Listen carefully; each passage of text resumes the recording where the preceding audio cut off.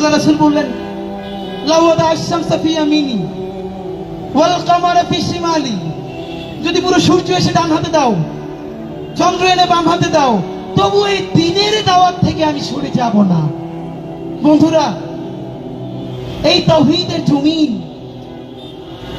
Densely populated ছোট্ট 56,000 বর্গমাইলের একটা জমিনে, 18 কোটি জনতার এই জমিনে শেরে বাংলা ভাসানী নবাব স্যার সলিমুল্লাহদের এই লড়াইয়ের পরে, সর্বশেষ শহীদ প্রেসিডেন্ট জিয়াউর রহমানের পরে আমরা দেশপ্রেমিক সৎ সাহসী কোন স্টেটসম্যান পাই নাই।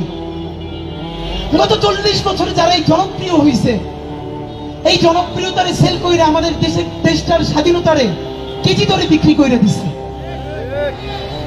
আপনি ভাবেন, লক্ষ লক্ষ মানুষ জড়ায় ধরে বলে, ইনবক্সে বলে, চিঠি দেয়, ভাই এইরকম থাকেন, আমি খুশি হই না।